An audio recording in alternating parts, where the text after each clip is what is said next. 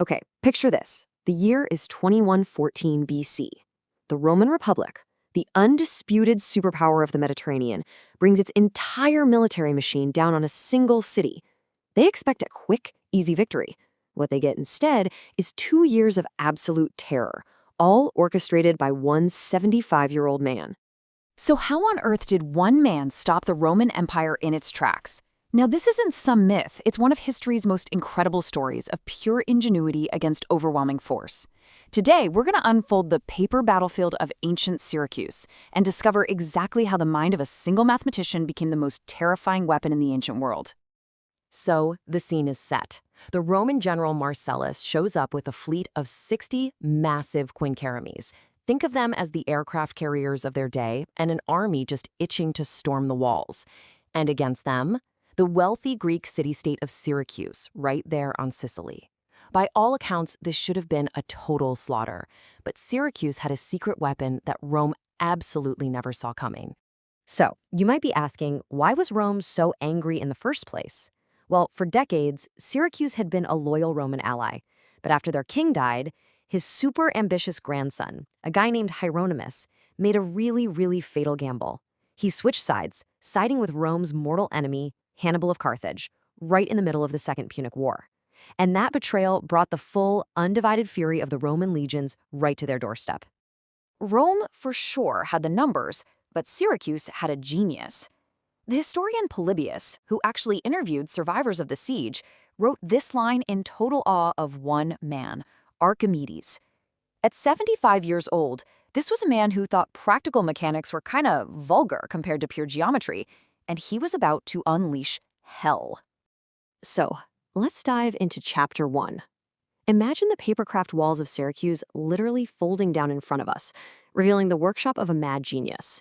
And we're not just talking about your average catapults here. Oh no, we're talking about machines born from pure mathematics, designed to inspire absolute terror.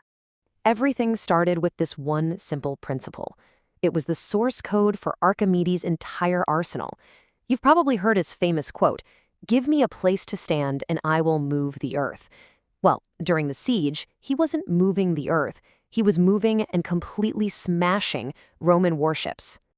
And this, right here, was the core of his genius. See, for Archimedes, mechanical inventions were just amusements in geometry. But when his city was threatened, those little amusements became brutally effective weapons.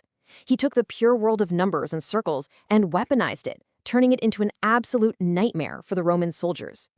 This brings us to his most infamous device, the claw of Archimedes. It was like a symphony of simple machines all working together. You had a massive rotating crane, a system of pulleys to multiply force like you wouldn't believe, and a giant iron grapple. Every single component was a direct application of his mathematical proofs. Just try to imagine how this worked. A Roman ship gets a little too close to the walls, and then suddenly, this massive arm swings out. Its iron grapple latches right onto the bow, and a huge counterweight drops. The entire multi-ton warship is hoisted straight up into the air, soldiers spilling from its decks, until it's just dangling there. And then, it's released, smashed back into the sea or against the rocks. This wasn't science fiction. This was terrifyingly real, applied physics. But believe it or not, the claw is just the beginning of the legend. So now, let's peel back the layers of polished bronze paper on the most famous Archimedean weapon of all, the so-called death ray, and find out if this thing was even real. You've seen the image, right? Hundreds of soldiers on the walls of Syracuse, holding these polished shields, focusing the sun into a single, ship-incinerating beam. It's an iconic, brilliant idea. But is it history? Or is it just a really great story? Well, here's the first big problem. The historians who wrote about the siege at the time, or, shortly after, guys like Polybius, Livy, and Plutarch, they described the claw and the catapults in incredible detail. But on the death ray, total silence, not a single word. The first detailed accounts of it don't actually show up for over 800 years. And that's a huge historical red flag. But okay, even if it wasn't written down, could it even work? Modern experiments have given us some pretty mixed results. While some have managed to ignite stationary targets in perfect conditions, teams like Mythbusters found it was nearly impossible against a moving target. I mean, think about it. With sea spray, clouds, and just the sheer challenge of keeping hundreds of mirrors focused on a rocking ship, it was probably just too impractical to be a reliable weapon of war. So if the mirrors are likely a myth, does that just mean the stories of Roman ships bursting into flames were totally made up? Not necessarily. Let's unfold the final chapter of our papercraft model to reveal the shocking and, frankly, much more plausible source of all that fire. This is where the story gets really interesting. Forget focused sunlight. The truth behind the flames might have been even more advanced and way, way more terrifying. I want you to meet the Architrono. This is a steam-powered cannon. Yes, you heard me right, a steam cannon in the 3rd century BC. The design was actually found in the notebooks of Leonardo da Vinci, who attributed the invention directly to Archimedes. It was a superheated tube, a splash of water that flashes instantly to steam, and a projectile launched with just incredible force. So get this. A modern reconstruction by a team at MIT found this ancient cannon could fire a projectile at over 670 miles per hour. That is almost the speed of sound. It had the power and the range to deliver incendiary rounds with deadly accuracy, which explains those fire-from-a-distance stories far more plausibly than any mirror ever could. But here's the thing. As terrifying as his weapons were, Archimedes himself apparently hated them. He actually refused to write any of them down. His true passion and his real lasting legacy was what he called the incorruptible beauty of pure mathematics and the mechanical tradition he inspired. And his lasting impact is just undeniable.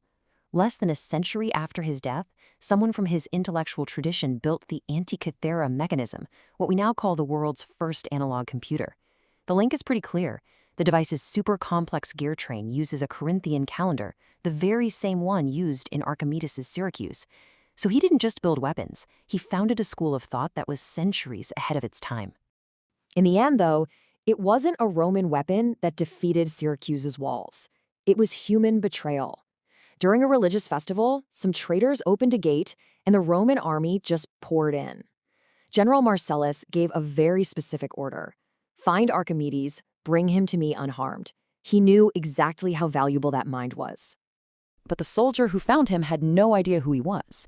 He just found an old man, hunched over, drawing geometric figures in the sand, completely lost in thought. When the soldier ordered him to come, Archimedes apparently just waved him away, saying he had to finish his proof.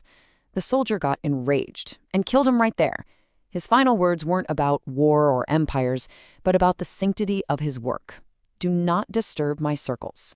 So what's the big takeaway here? Archimedes was forced by war to become something like the ancient world's Oppenheimer, turning pure science into a terrifying weapon. But his story really shows us that even when a great mind is forced to engage with chaos, its true legacy is always the ideas that outlive the conflict. His circles, in the end, were far more powerful than any empire. Thank you so much for spending your time learning with us today. If you found this insightful, please like, comment with what surprised you most, and subscribe to InfoNow for more deep dives into our world's history.